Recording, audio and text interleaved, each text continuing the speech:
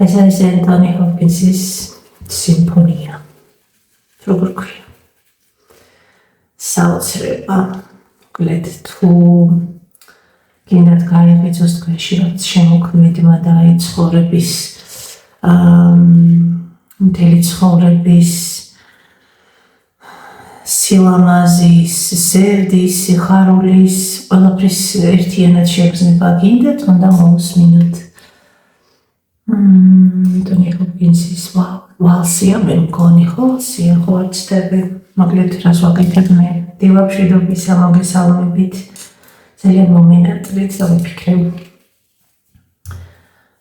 ეს სპონტანურად ჩავწერ ვიდეოს და ვრეცხავ ფუნჯებს. ეს ფუნჯები სხვათა შორის თუ გახსოვთ, ხნის წინ ვიყიდე, 1 წლის წინ. და არც ისე ძვირიანია და როგორი ლამაზიც არის, ზუსტად ისეთი კარგი გამოდგა. ხარისხიანი, მოკლედ, მშვენიერი. როგორ ხართ? როგორ გიკითხოთ? ბავშვები გავუშვით სკოლაში, ვირუსი უნდა ბავშვი წასვლა, მაგრამ ცოტა გაციებულია და არ შეიძლება. ამიტომ მე ესე გავრიცხავ და ისე ბევრჯერ უნდა გავრიცხო, საგნით ვრეცხავ.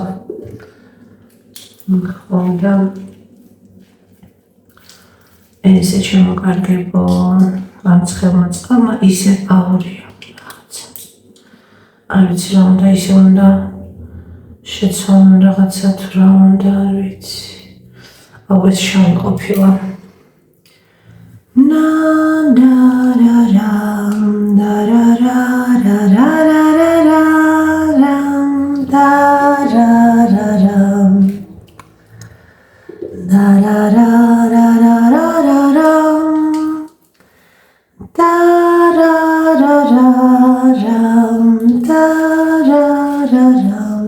მოგინდება. გაცილებული ვარ, მოკლედ არ ვიცი ხმაზე მიხვდით თუ არა, მაგრამ მოკლედ ძალიან რაღაცა გამიგრძელდა ზამთარში არ ყოფილა ეს და ვიცი რა არის, მართლა ვირუსია ალბათ თორე. შემოსუსტა ცოტა არ იყოს, ისეთი ენერგიაზე ვიყავი ამ კვირაში. რაღაცა უცებ შემოსვენა. დაისვენეო მე ისე ხო გადამწყვიტე ერთ მშვენიერ დღეს, რომ ყველაფერში რაღაც დადებითი არის. შეიძლება ეს დიდად არაფერს არ ცვლის. რაღაცა იმედის მომცემია და ისე უცებ თუ ცოტა ენერგია, ასე ვთქვათ, შემომელია, ეს იმიტომ რომ უნდა დავისვენო. რომ მომეცეს მიზეზი და მოგზაურდა ეს პატივცემული გაციება. ნუ ხარ შენ ესე მზესავითო და ესე ჩემზე ვინც დაარდობთ ჩემს თვალებს, მოკლედ აი სტრიმს რო ჩავთავ, ეგრევე იწყება ხოლმე ამ თვალებზე და სულ მიჩნდება მე სურვილი რომ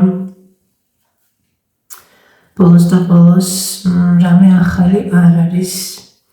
რო იცოდეთ ბავშვობაში სულ მაგას მეუბნება, რატო გაქვს ესეთი თვალები და მე არ მისმოდა. ხო და მეტყობა ისეთი ადამიანები იბადებიან, ოღონდ ხა ცრემლიან თვალებს არ გულისხმობ და ნატირალები თუ ადამიანი, მაგრამ ზოგადად სევდიანი თვალები, არ ვიცი, ალბათ ისე გამოიყურება. არ ვიცი, ან სევდიანი ბავშვი ვიყავი და ესეთი გავიზარდე. თუმცა არც იუმორს უჩივი და არც რავი, ახლა დიდად მხიარულება მეთქი რომ ვთქვა ისთვის როგორ, მაგრამ რა ვიცი, მე მგონი ჩემი გაბწყინებული თვალებიც გინახავთ და ახლა არავის არ უყვირს ამდენი რაღაცების ფონზე, რომ შეიძლება ადამიანი ჯერჯერობით მე ვერ ვიტყოდი ახლა რომ ძალიან კარგად გრძნობ თავს, მაგრამ რაღაცას უყურებდი გუშინ და უნდა დაგიცვა საკუთარი თავისთვის კითხვა. ხარ თუ არა ბედნიერი, არის თუ არა რამე რაც გაბედნიერებს და მე ძალიან ბევრი, სხვათა შორის ბევრი არის მაინც. ბევრი რაღაცა პასუხი გამიძე ჩემ თავს, რატომ ვარ ბედნიერი და აღმოჩნდა, რომ ბედნიერი ვარ. ხანდახან ზევდიანი, მაგრამ ბედნიერი ვარ და მე არიცი თქვენ თუ გამოგადგებათ ეს პრაქტიკა. რაღაცა პრაქტიკებს ვაკეთებ ხოლმე ვეძებ ახალ რაღაცებს და ჩემთვის ვაკეთებ ახლა ხო არ დავდივარ სადმე ამ პრაქტიკებზე, მაგრამ არსი გავიგე. გამოცდილება ცოტა მივიღე ამ არტ თერაპიის და რაღაც მსგავსი პრაქტიკების და შესაბამისად უკვე რაღაცა იმპროვიზაციულად ვაკეთებ ჩემთვის რა. და ვცდილობ ხოლმე რომ მსგავს ვიდეოებში რაღაცებს რომ აკეთებენ, ჩემთვის გავაკეთო, არავინ არ ყავს ისეთი ვინც თქვათ მონაწილეობას მიიღებს. კარგია როცა ორი ადამიანი მაინც არის და მეტი თუ არის და ერთად აკეთებენ ეს ჯგუფური პრაქტიკები, მაგრამ მარტოც არ არის უინტერესო, ან ისეთი სხვათა შორის შეგიძლიათ რომ მარტოს ცადოთ. და ვისაც არ გაქვთ საშუალება რომ მიაროთ ფსიქოლოგთან რაღაცა თერაპიებზე, როცა გაქვთ ესეთი რთული პერიოდები, ან უბრალოდ გინდათ რომ რაღაცა თქვენს ქვეცნობიერში მიხეტიალოთ და მოძებნოთ თუნდაც თქვენისების მიზეზები და ასე შემდეგ, რაც მივიწყებული გვაქვს, შეგიძლიათ მარტოც ცადოთ. ხო და რამდენი მიზეზი გაქვთ იმისთვის რომ ბედნიერი იყო და საერთოდ რა არის ბედნიერების მიზეზი და ან უბედურება და ბედნიერება რაღაცა აი ნახეთ ბედნიერება ძალიან უსაზღვროდ აი ჟღერს ჩემთვის, ანუ მე ესე ვგრძნობ ამ სიტყვას და ესე ჟღერს ჩემთვის ეს გამევარდა. და უბედურება თითქოს ძალიან აი ნახეთ როგორ შეგრძნებას ტოვებს, თითქოს ძალიან ცოტა ის რაღაცა ისეთია, რომელიც პატარა რაღაცა შემოქცეული და ვერ მოძრაობს.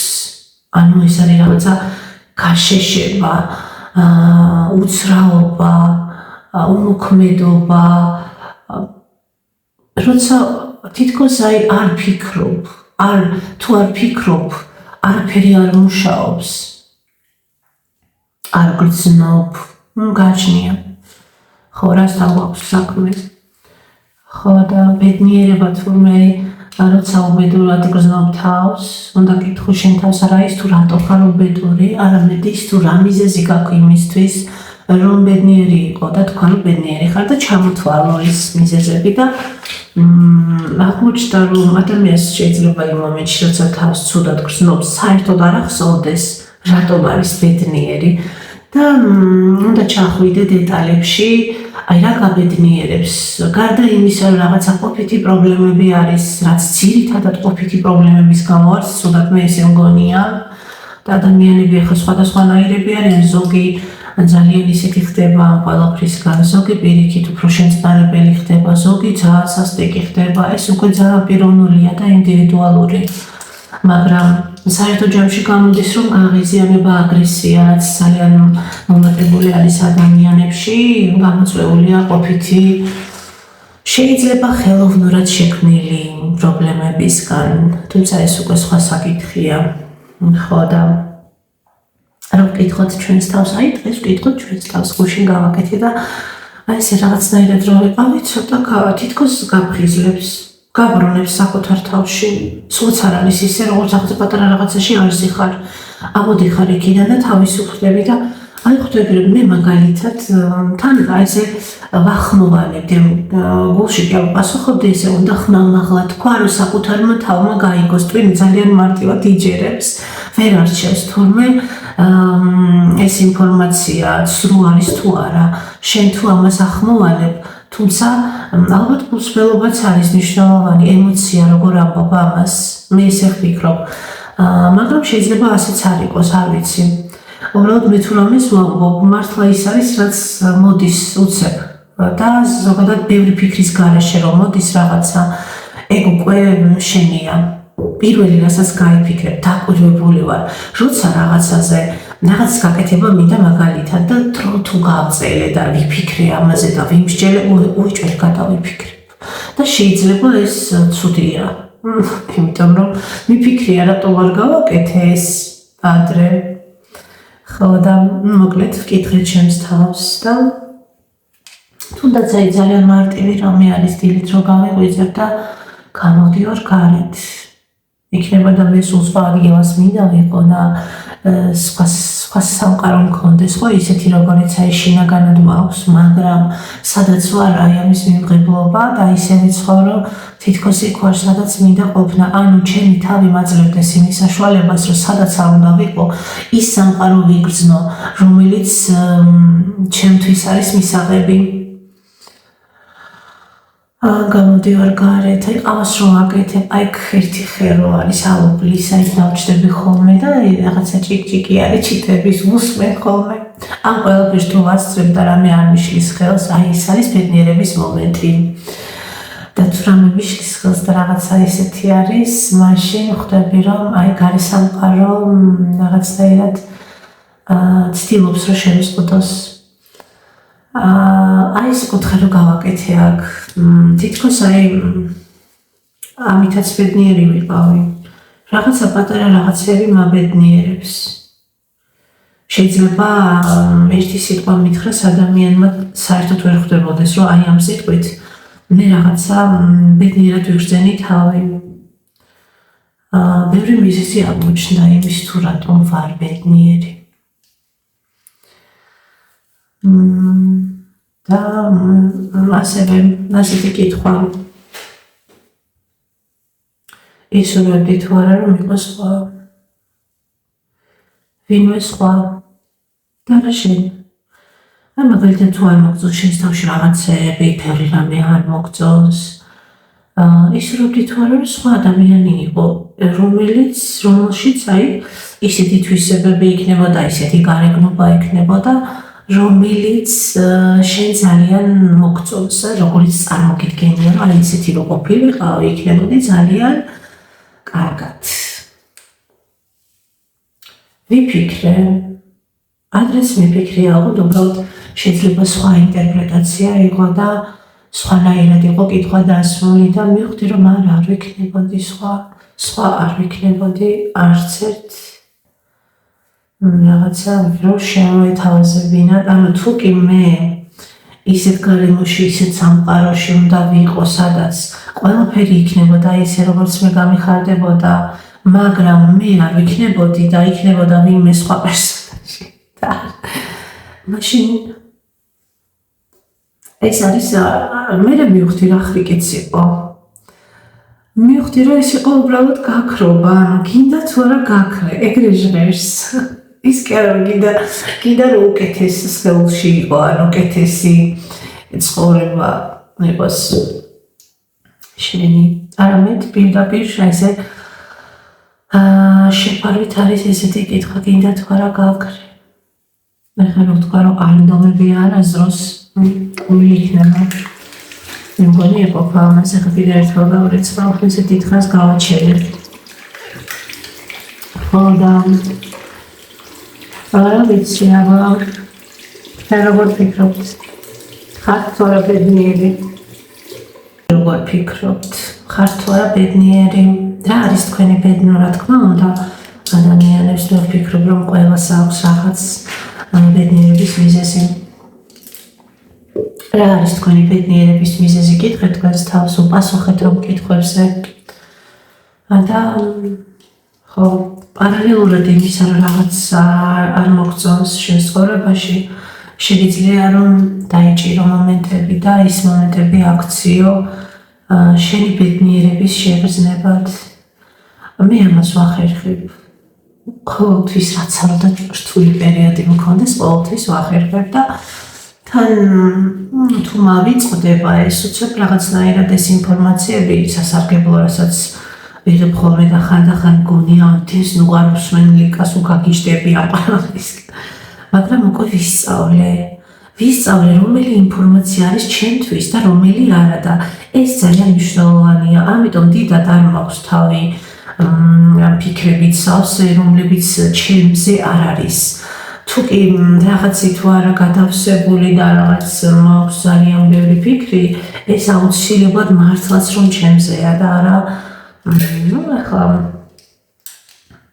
თუ არ ვიგულისხმოთ რაღაცა ყოფითი გარემო ფაქტორები და ასე შემდეგ, რაც ჩვენზე არ არის დამოკიდებული.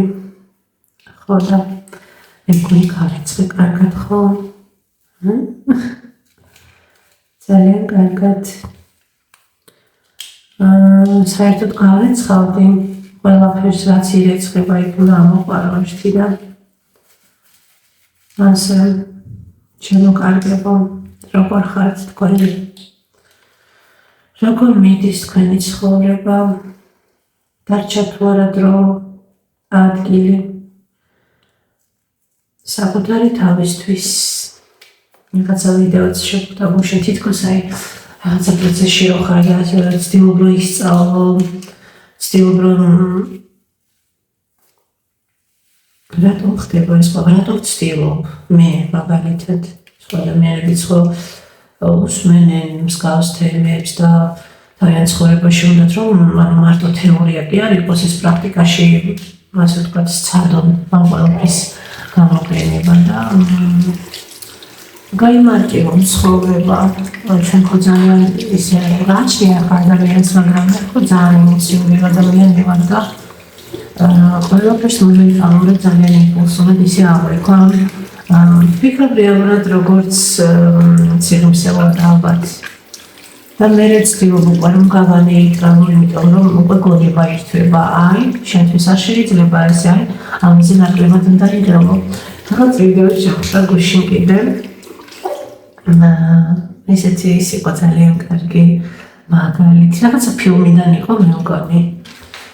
ოღონდ არ ვიცი. რაღაცა პრობლემები აქვს ერთ ადამიანს, ძალიან მაგარ პრობლემებშია და ესე ორი პერსონაჟია და მიდიან ჩქარობენ და გზაში მიდიან და ეს მეორე ადამიანი ცდილობს რომ გაამხნევოს ეს ძალიან პრობლემებში მყოფი ადამიანი. ვინც მოყვება ამ პრობლემებში მყოფ ადამიანს, ის არის მისი დამხმარე და ეს დამხმარე ისე ღელავს ამის პრობლემებზე, რომ გაგიჟებულია, ადგილს ვერ პოვოს, მიდის და თან ძალიან ნერვიულობს და ეს ადამიანი მის გვერდით ძალიან მშვიდად მიაბიჯებს, ძალიან მშვიდად იყურება, ძალიან და ეს გაყურებული ეკითხება, რომ შენო აი ესე და ეს და რაღაცა მოყავს რა, აი ეს საკითხი, არ მახსოვს რაზე იყო. არ ნერვიულობ და ის მიტრიალდა და ეკითხება, ამით რამე შეიძლებაო? ამით რამე შეიძლებაო? მე კიდე მიდიოდა, კიდე ამაზე ეკითხება, ესე მშვიდად რო ხარო? არ ნერვიულობ? არა, მე ვინერვიულებ, მაგრამ ამით რამე შეიძლება? არაფერი არ შეიძლება.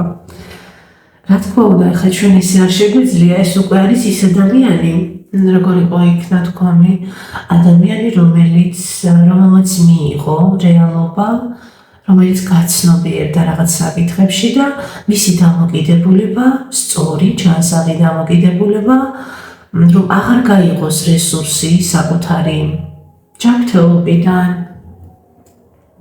საერთოდ საკუთარი ცხოვრებიდან, დასაკარგავად, ყოველად გადასაგდებად ეს ყოველთვის რა თქმა უნდა აისახება ადამიანის ყოველდღიურობაზე, მის ყველაფერზე და მშვენიერი გამოსავალია. უნდა კითხვა ხა ჩვენ მაინც ნერვიულობთ, რა თქმა უნდა მომენტალურად მე როგორ ვარ, ადიციურად აღვიქვა ყველაფერს, რაღაცა ფილმს ვუყურებ, მე წარმოვიდგენ რომ ეს ფილმი ნამდვილად რეალობაა, იმიტომ რომ ფილმებში არაფერი არ ხდება. ისეთი რაც არ ხდება ამ ცხოვრებაში, ყოველთვის ვიაზრებ ახლა რა თქმა უნდა, რომ სადღაც რაღაცა შეიძლება ისე იყოს, მაგრამ ფანტასტიკების და იმის ისეთ ჟანრს არ გულისხმობ, რომ ცხოვრებისეულს. და ვკითხოთ ჩვენს თავს, რომ ვინერვიულო შეიძლება რამე ნახეთ ნერვიულობა ერთია და ეს შფოთვა და რაღაც ძალიან გამოხატულება მის თუ ბუნებრივად ხდება ის რომ ნერვიულობი შეიძლება კი, მაგრამ ადამიანთვის სპეციალურად იკავებს ამ ემოციას ნერვიულობის და შიგნიდან იკლავს გაცნობიერების გარეშე, რა თქმა უნდა, ასეთ სიმშვიდეს ჯობია შფოთვა და გამოხატვა, რომ აი მე ძალიან ნერვიულობა ხარ და გაგიშვი. არის ისეთი საკითხები, რაზეც ისეთი რეაქცია ის თქვენდა და ისეთი რეაქცია აღარ მაქვს და საერთოდ რეაქცია აღარ მაქვს. ხო, შემდეგ უკვე მირთვება სინდისი, უადგილო. არსებობენ ასეთი ადამიანები მოგვდეთ და ალბათ მეც მათ წინაშე ვარ. ახლა უკვე აზრით თუ კი რაღაცაზე ისევ რეაგირებდი და მაგას განვიცდიდი, რომ უფრო მშვიდად უნდა შევხვდე რაღაცას. ახლა რომ აღარ მაქვს რეაქცია, შეიძლება რაღაცა ისეთი გზნობა მქონდეს, რომ ეს არის როდესაც იწყებს საკუთარი თავის წინ დაყენებას. რასაც მერე ადამიანები ეგოიზმს ეძახიან. და ეგოიზმი რეალურად ის არის, როცა ვინმე ძალიან დიდხანს ამყოფებ ცუდად, მაიძულებ რომ ცუდად იყოს. და არა ის, როცა ცდილობ რომ კარგად იყოს შენ.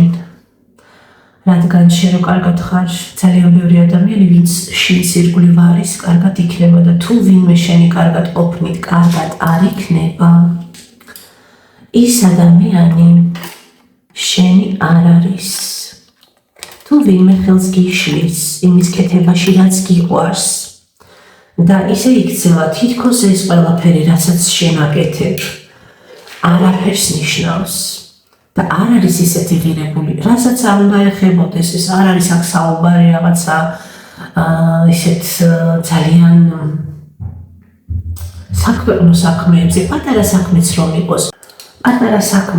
იყოს, შენი პატარა სურვილი, შენი მისწრაფება, შენი ნიჭი, არ აქვს მნიშვნელობა, შეიძლება ეს რაღაცა სამყაროს არ ცვლიდეს, მაგრამ რაც შენ გავედნიერებს, რაც შენ სამყაროს ფერებს შეძენს, ეს თუ ადამიანს აღიზიანებს, ოღონდ ისე რომ შეიძლება ამას არ ამჟღავნებდეს, ან ყველაფერს აკეთებს იმისთვის, რომ ხელი შეგიშალოს, შეიძლება გაუცნობიერებლად არ ვიცი, ძალიან ბევრჯერ შემჩნევია. ან უბრალოდ აიგნორებს იმას, რომ შენ ამას აკეთებ. აქ ხომ არ არის საუბარი უცხო ადამიანებზე. აქ არის საუბარი იმ ადამიანებზე, რომლებსაც აღჩენ და შეხება, რომლებსაც თავად სურთ შენს ცხოვრებაში ყოფნა. და არა ის, რომ შენ ვინმეს აიძულება, ან ვინმეს ეუბნები, რომ შენთან იყოს რაღაცა, არა. ეს შეიძლება იყოს ნაცნობი, მეგობარი, ოჯახის წევრი, მეორე ნახევარი, არ ვიცი, ახლობელი ადამიანი. აი ესე. ამიტომ თუ შეამჩნევთ, რომ ვიღაცა, აი თქვენ რო დახატეთ რაღაცა, მე რა მოხდა, დახატე, ვის უკვე ყველა ხატავს. აი რაღაცას მღერი ხარ, ანუ ვერ მღერი ხარ ხა შენ ესე კარგად, რა, ანუ მღერი ხარ, იმიტომ გიმღერება რა, ანუ ეს არის ჩემთვის მაგალითად, მე ვიცი რომ ხა ტექნიკურად გამართულად, რაღაცა პროფესიონალურად ისე არ მღერი, მაგრამ მე ჩემს გულს ვახარებ მაგით, როცა ცუდად ვარ მღერი და ეს მშვილის და ეს არის რაღაც თვითგამკურნება ჩემთვის, მათ თავისუფლებს ძიმე ფიქრებისგან და როცა კარგად ვარ, მაშინაც მღერი, იქ უკვე რაღაცა განწყობები იცვლება. ეს არის ჩემთვის თვითგამოხატვა. და როცა ადამიანს შეიძლება ისეთი რეპლიკები ქონდეს, ან უბრალოდ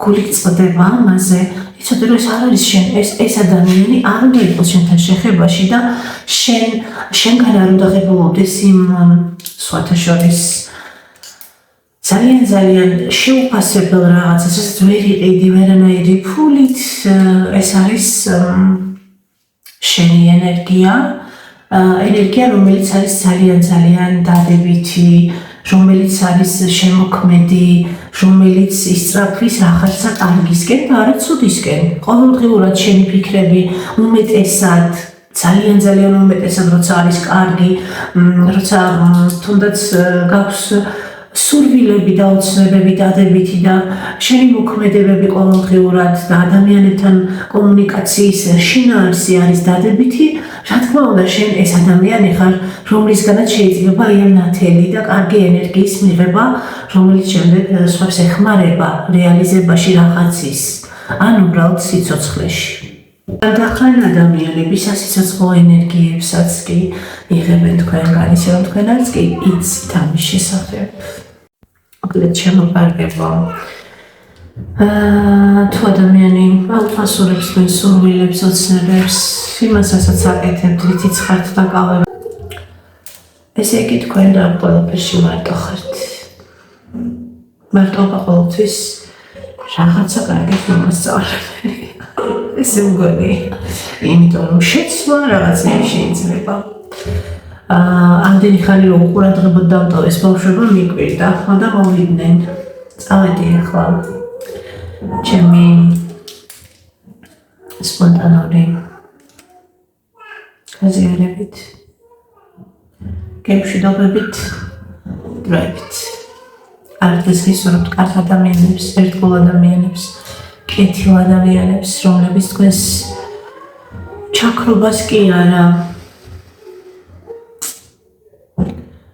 და დახმარებას კი არა, და დახმარება არაფერ შუაშია, უბრალოდ ხელის შესხას აგაგიდებენ. არ შეგიძლია ხელს რომ გაშალოთ ფრთები და იყოთ ბედნიერი არა მუდმივად, რაც შეუძლებელია, არამედ არსობრივად, იმით რაც ხართ, ვინც ხართ და როცა დავასვამთ თქვენს თავს კითხვას, უკარგესი და უმაგრესი ცხოვრების სანაცვლოდ შენ გაქრებოდი და იქნებოდი თუ არა ვინმე სხვა, რომ ეთქვათ, აიღე ეს ძალიან მაგარი ცხოვრება და შენი იყოს. ოღონდ შენ არ იქნები. მანდობა გავიგებთ რა არის მთავარი ცხოვრებაში. შენ თუ ყველაფერი შეიძლება გქონდეს. შენს გარეშე ის ყველაფერი არაფერი არ იქნება. გახსოვდეს. და ხომ, როგორც ყოველთვის არ დამავიწყდეს, შენ ძალიან ლამაზი ხარ, შენ ძალიან კარგი ხარ. ძალიან კარგი ხარ და მინდა რომ ეს ყოველთვის გახსოვდეს. დროებით. ესე ძალიან კმაყოფილი რატო ვარ?